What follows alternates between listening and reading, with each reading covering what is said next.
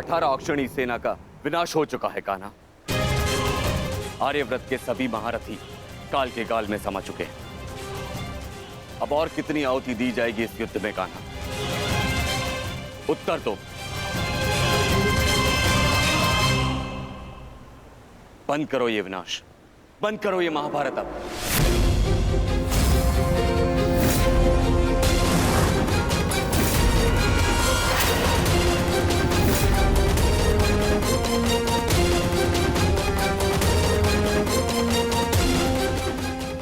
नहीं गुरुदेव,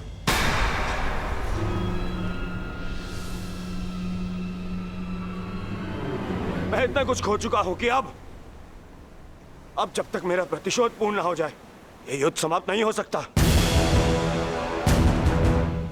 और ना ही मैं अपनी प्रतिज्ञा पूर्ण होने से पूर्व इस युद्ध को समाप्त होने दूंगा।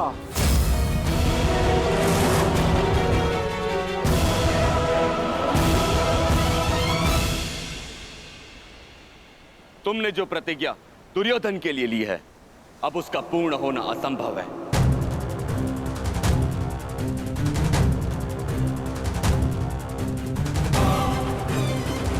क्योंकि गदा युद्ध में कमर से नीचे प्रहार करना नियम के विरुद्ध है। और तुमने प्रतिज्ञा ली है दुर्योधन की जंगा तोड़ने की।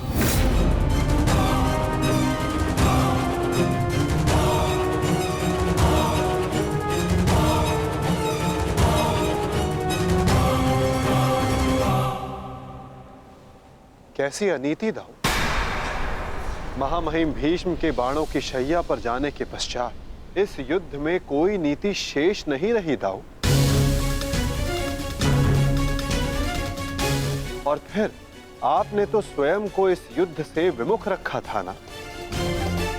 आप इस युद्ध में भाग नहीं ले सकते दाऊ।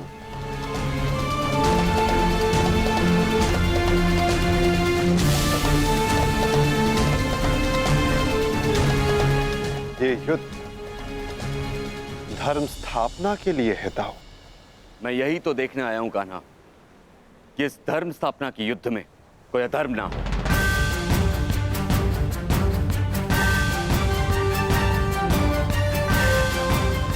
निश्चित रूप से मैं इस युद्ध में सम्मिलित नहीं होऊंगा, परंतु शरणागत की पुकार सुनना मेरा धर्म है। मैं नहीं चाहता कि कल को संसार ये कहे कि यदुवंश के कान्हा के होते हुए अधर्म हुआ।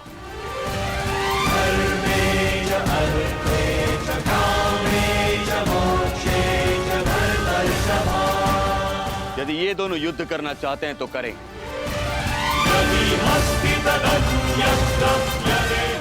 इस युद्ध का निर्णायक मैं बनूंगा।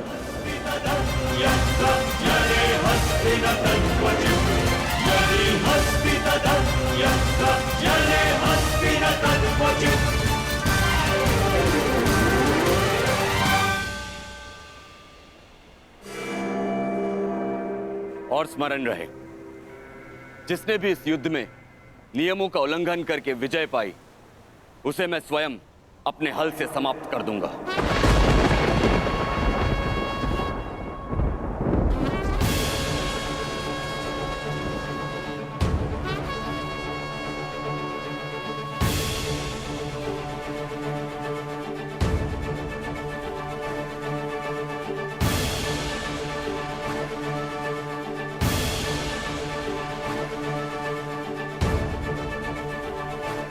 नियम वही होंगे जो गदा युद्ध में लागू होते हैं।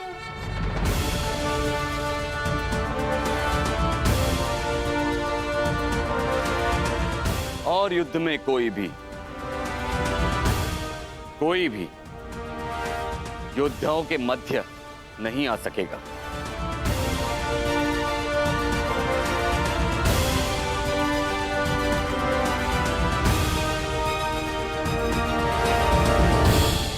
इस द्वंद्व का विजेता इस युद्ध का विजेता माना जाएगा।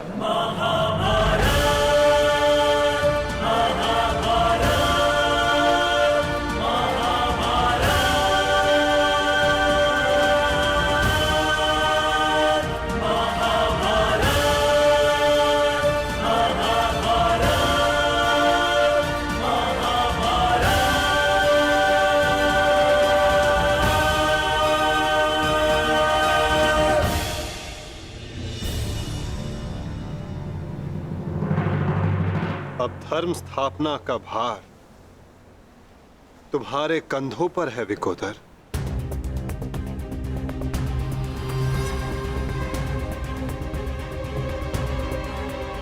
यदि मेरे कंधों पर कोई भार है तो केवल मेरी प्रतिज्ञा का, जिसे मैं अवश्य पूर्ण करूंगा।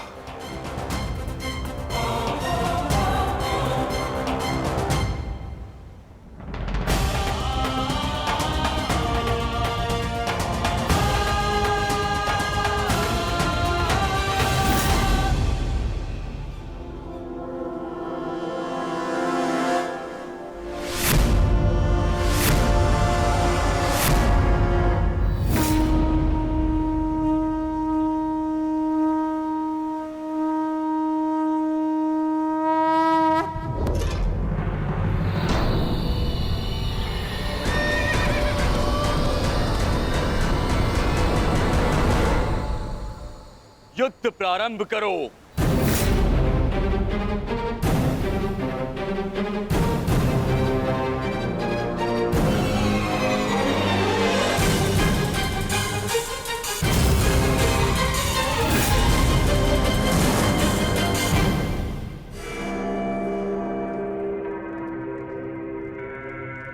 अब विजय और पराजय इस द्वंद्व पर निर्भर करेगी महाराज।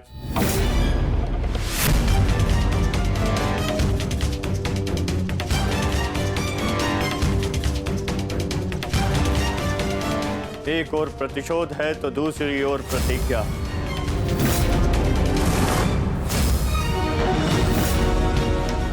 गुरुकुल के दो सर्वश्रेष्ठ गदाधारी आज एक दूसरे के विरुद्ध खड़े हैं महाराज, और महाबली बलराम निर्णायक है महाराज।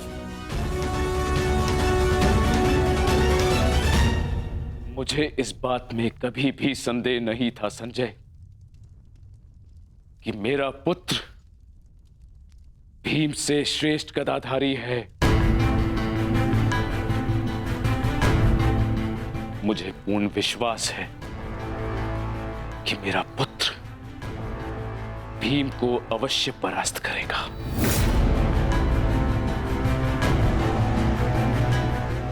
परंतु मुझे चिंता थी तो केवल वासुदेव की, कि कहीं वो किसी प्रकार का छल ना करे। परंतु अब गांधारी के वरदान फलस्वरूप न भीम दुर्योधन का कुछ बिगाड़ पाएगा, और हलधर बलराम के मध्य में उपस्थित होने के कारण वासुदेव भी हमारे पुत्र के साथ कोई छल नहीं कर पाएंगे। हस्तिनापुर में उत्सव की तैयारी करो। मेरा पुत्र इस संसार का सबसे बड़ा युद्ध जीत कर आने वाला है। हाँ, तैयारी करो।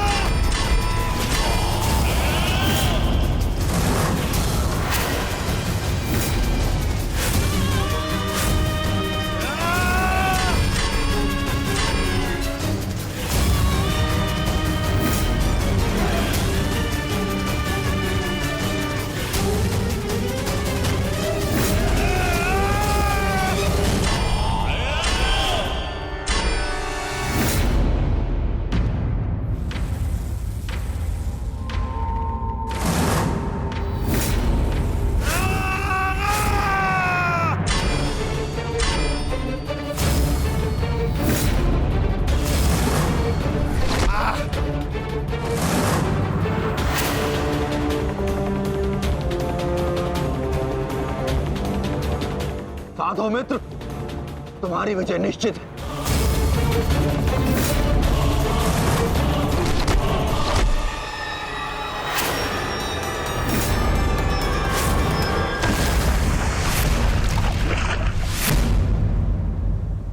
माधव, यदि ऐसा ही चलता रहा तो भीम दुर्योधन के आगे अधिक समय तक टिक नहीं पाएगा। ये द्वंद्व पूर्ण रूप से दुर्योधन के पक्ष में है।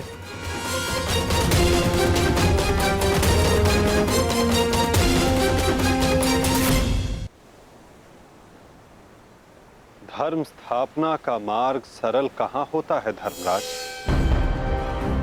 उसमें अनेकों कांटे होते हैं, अनेकों ठोकरें होती हैं, अनेकों आघात होते हैं। महाबली बलराम अब इस युद्ध के निर्णायक हैं। युद्ध का परिणाम इस द्वंद्व पर निर्भर है।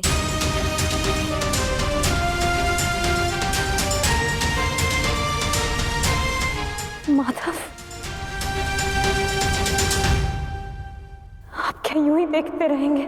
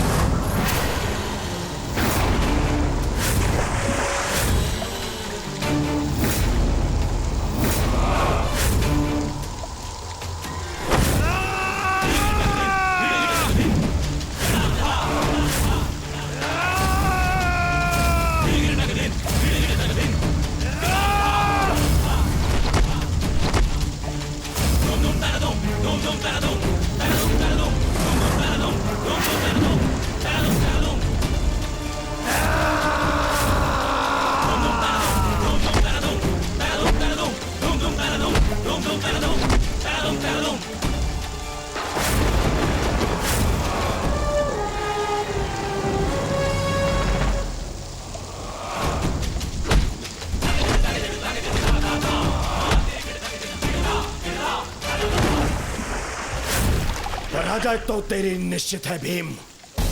फिर क्यों पराजय के साथ साथ मृत्यु का भी आह्वान कर रहा है? टेक दे, मेरे समक्ष अपने घुटने टेक दे, अन्यथा आज तेरा जीवन मृत्यु के समक्ष घुटने टेक देगा।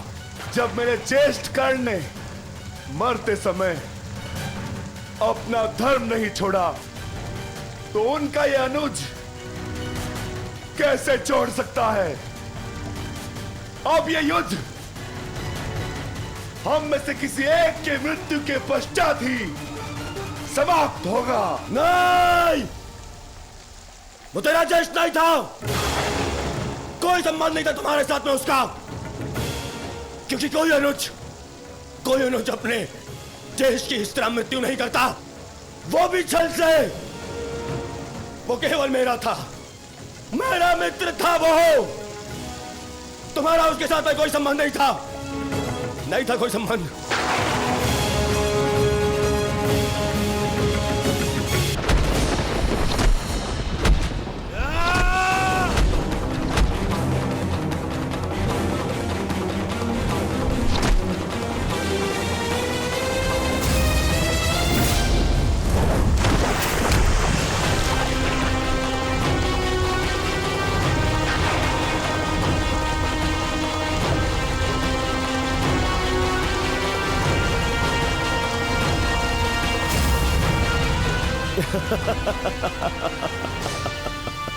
क्यों पांडवों, आनंद आ रहा है?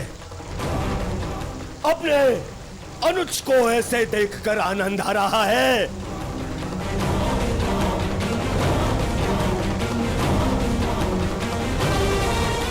इसी के सहारे इस युद्ध में विजय प्राप्त करने का स्वप्न देखा था ना तुम लोगों ने?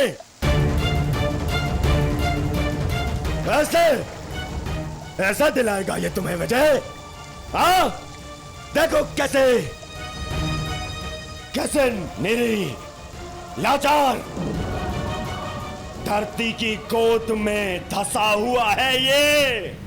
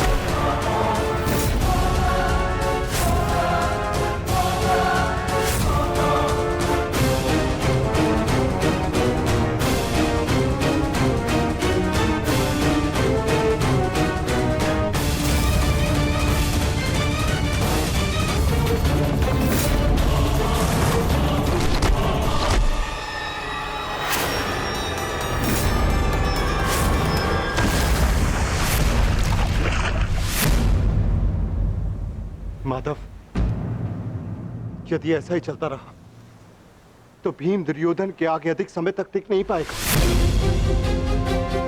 ये द्वंद्व पूर्ण रूप से दुर्योधन के पक्ष में है।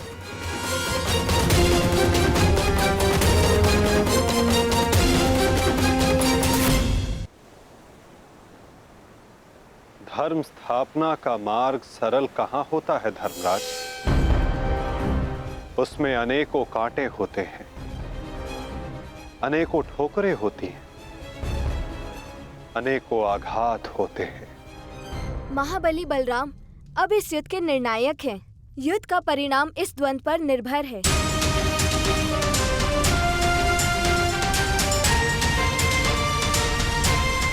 माधव, आप क्या यूं ही देखते रहेंगे?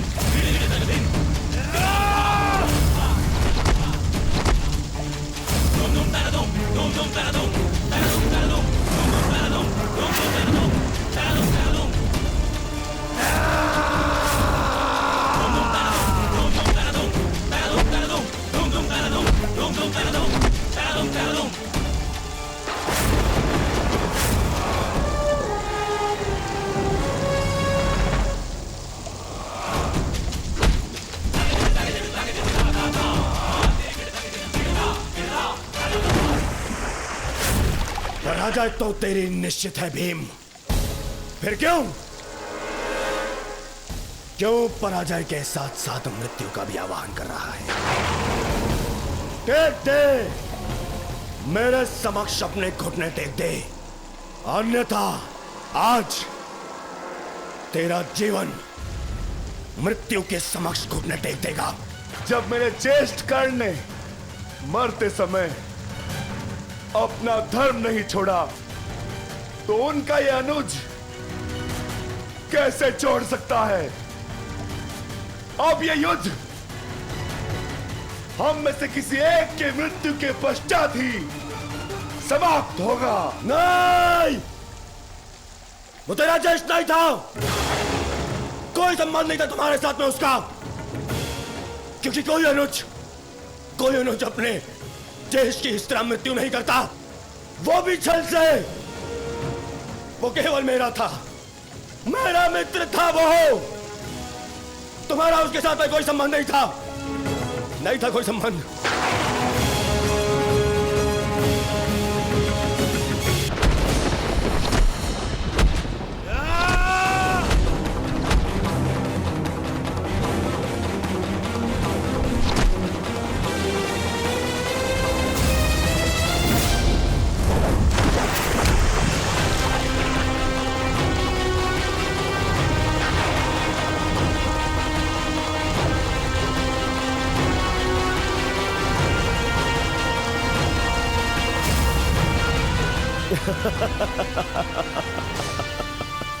क्यों पांडवों, आनंद आ रहा है?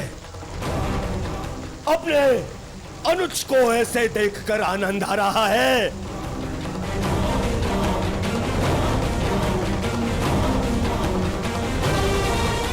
इसी के सहारे इस युद्ध में विजय प्राप्त करने का स्वप्न देखा था ना तुम लोगों ने?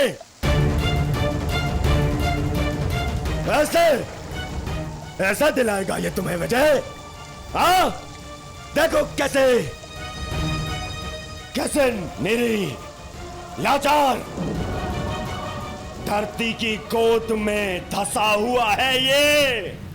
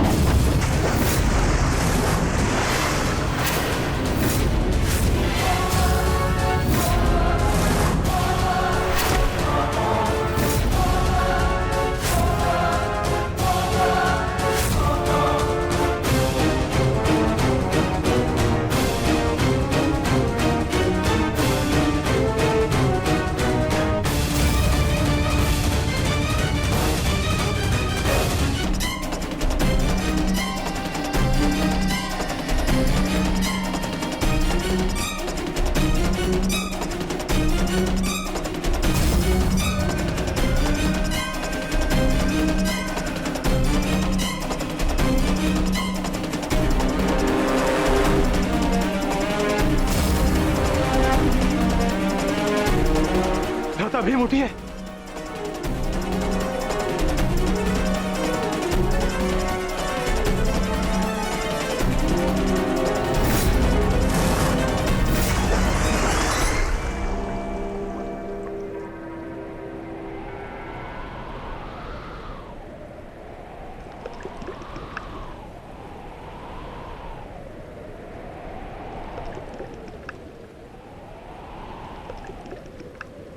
उठिए भ्राता भीम, उठिए भ्राता भीम, उठिए भ्राता भीम।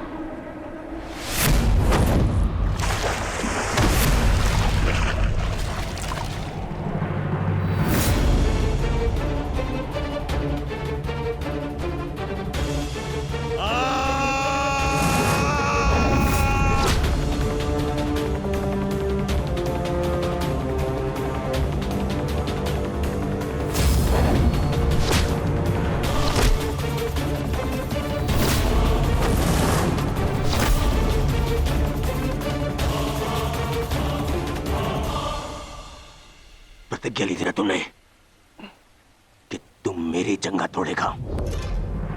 आज मैं प्रतिज्ञा लेता हूं, तुझे मारने के पश्चात, उन पांडवों का वध करने के पश्चात, उस 5 पतियों वाली पांचाली का पूरे कुरु सभा के बीच फिर से वस्त्र हरण करूंगा और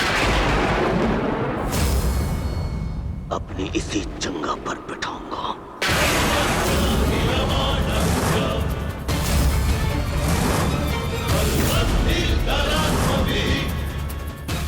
ये श्रद्धांजलि है मेरे 99 भाइयों के लिए।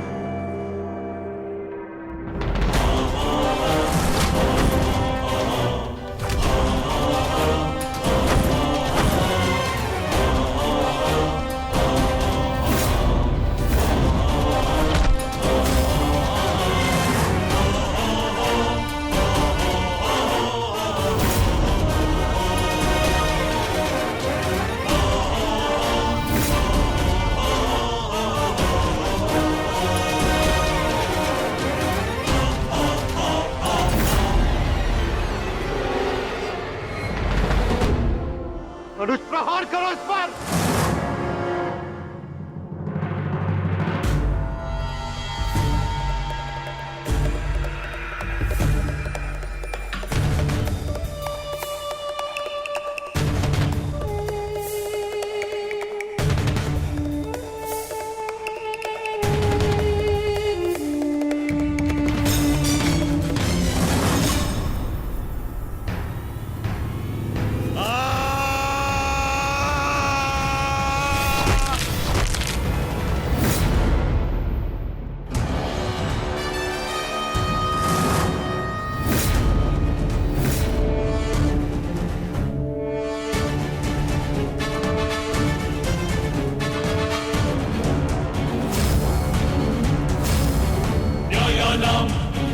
अधिकाराणां प्राप्त्यर्थं साम्राज्यर्थं न्यायानां अधिकाराणां प्राप्त्यर्थं साम्राज्यर्थं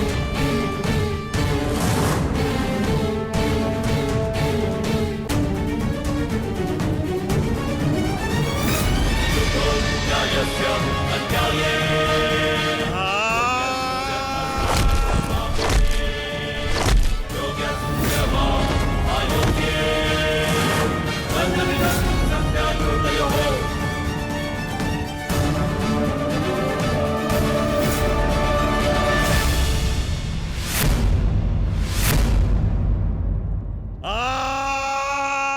ये हो क्या रहा है?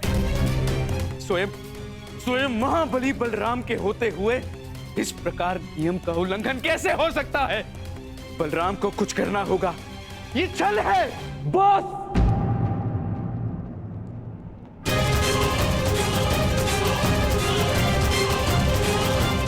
नियम भंग हुआ है।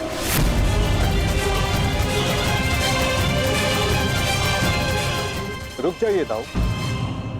आपने कहा था कि जो नियम भंग करके विजय प्राप्त करेगा तो आप उसे दंड देंगे, किंतु अभी जय विजय का निर्णय नहीं हुआ है दाऊ। आप भीम को अभी दंडित नहीं कर सकते।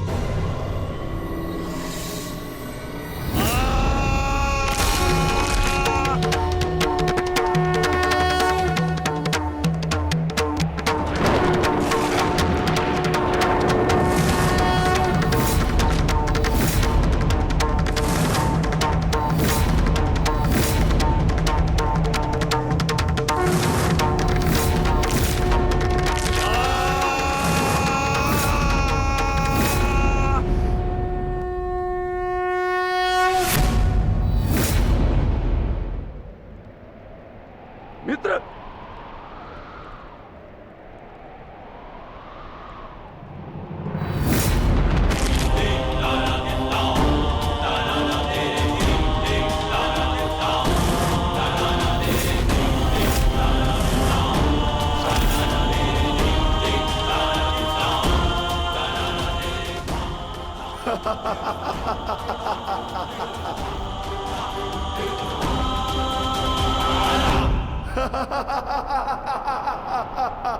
अंत हो गया, अधर्म का अंत हो गया।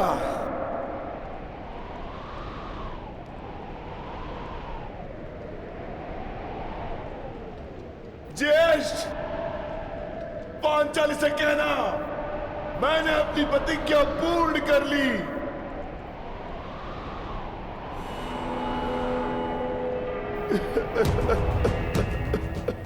मैंने अपनी प्रतिज्ञा पूर्ण कर ली, पूर्ण कर ली, पूर्ण कर ली। ये 100 हाथी के बल वाला भीम 100 भ्राताओं का हत्यारा बन बैठा।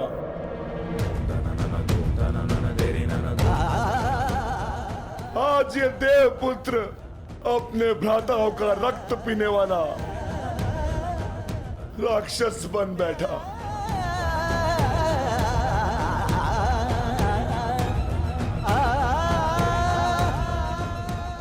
मैंने अपनी प्रतिज्ञा पूर्ण कर ली पांचाली। तुम्हारे अपमान का प्रतिशोध मैंने ले लिया। इस महायुद्ध में, इस महाभारत में मैं विजयी हो गया।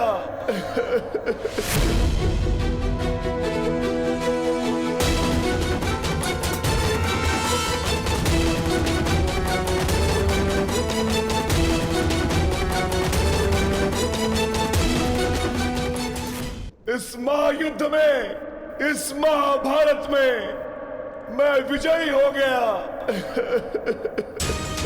परंतु आज स्वयं को हार गया ये वृकोदर भीम। हार गया।